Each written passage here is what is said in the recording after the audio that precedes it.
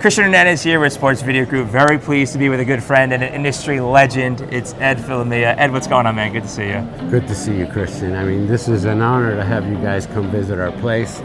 I know that it's been a while since you guys were last in Miami, and so to have us as your host and showcase all of our new toys that we've been using here, it's our pleasure. Actually. Yeah, thank you for the hospitality. It's been Bienvenido a Miami. Gracias. Muchas gracias. Yes, let's talk about Kaseya Center because we are inside the building.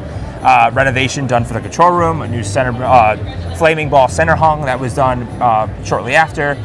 Go into the work, the challenges, the solutions, the successes of that project. Yeah.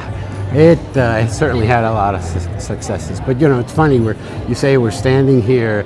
I remember here. This used to be Bongo's Cuban Cafe where we are. So to see the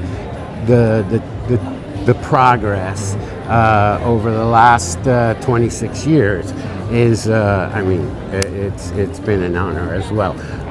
But in 2016. I went to my boss and I said, what are we doing about the new scoreboard? This one is the one that we had, the Medusa as they call it, was iconic. People who came here recognized it, and you know, that was a huge challenge, and I was, again, very fortunate to take on that challenge. And so my boss said, Go start working on it. Have some fun. Let me know what you come up with. And it's funny, you know, of the tours that I had done over the previous 4 years leading up to this moment, I had seen some great facilities, some great scoreboards, and a lot of them were character driven, you know, like brand driven. Right. And those are the ones that appealed to me.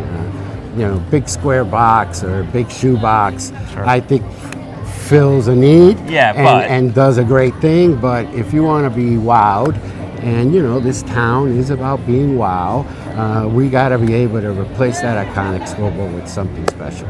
And you know, I reached out to AJP. And I was able to get a hold of Mike Rowe. It's kind of funny how that happened, actually. An email went through spam because of the word heat. But Mike and his crew were incredible. They came up with like 24 different renditions, and we settled on this one. And it was, like he said, it was a Mona Lisa. It is a Mona Lisa. It's beautiful, and I always get a kick to see people's reaction, whether it's they're coming to the arena for the first time or online. You know, on social media, it's great. But that process started in 2016. We agreed to a design in 2018, and then, you know, once we were building, because wasn't just about the center hung, right? There was a front end to it and a back end, and the back end required a network that we did not have. So, step 1, network. Step 2, control room. Step 3, distribution, and step 4, the scoreboard, because we had to have the power to be able to ignite those amount of screens. I think you heard Blake. There's like 72 different kinds, sizes, and it's quite a feast. But the challenges were in the middle of it all. We had to stop. COVID came in, right? And then not only that, the whole project changed. You know.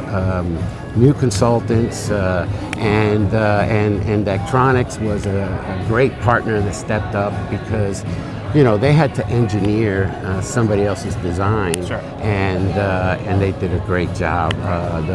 The performance so far in year 3, I knew my people. I told my people when we launched, I said, look, we're going to take baby steps. To make content for this is not easy. So let's take baby steps. Year 2, let's start walking. Man, we're sprinting right now. And our graphics team, our motion graphics team is incredible. And you guys will get to see a little bit of it today. Throw in a trip to the NBA Finals in there to kind of adjust some of your timelines, and it's never been easy. But you know, I heard all the talk about that and how the engineers suffer through that pain of having now to open up in a truck. Sure. But the truth is, come on. NBA Finals? Who's going to pass that up, man? Go there. Who's going to pass that up? And I've been fortunate to be at 6 or 7 of them now. Sure. And the first one was the sweetest. Yeah, always. In 2006. Always. And these guys, Blake took over. Also, there was a transition as well of engineering, and who was leading this project. And Blake inherited the project, and my goodness, he slam dunked it. Not only did he lead us in building the right network, but also in choosing the right manufacturers for the control room, and as well as IPTV. I think the biggest challenge, as you probably heard today, was the NBA Finals and all the delays that we had because of events in the arena, which unfortunately make us money. Yeah, exactly. That helps. Last one for you, Ed. You're talking about being at multiple finals. You've had the privilege of being there. It's because you've been working for the Heat for quite a long time, and just recently, the end of a chapter, you're transitioning into more of a different role where you'll still be part of the Heat family, but you'll have more opportunity to work on other projects and see all the industry peers that you know. Looking back on your time with the Heat and just seeing the evolution of broadcast services and production, what come to mind? Man, I remember those early days where I was trying to build a little media production unit with paper clips and Scotch tape, basically, and then to be given the chance really to build something from the ground up, the foundation. I've been fortunate to have a lot of really good friends in this industry who have had that opportunity to be part of something that comes out of the ground. Right. And this one came out of the ground in 23 months.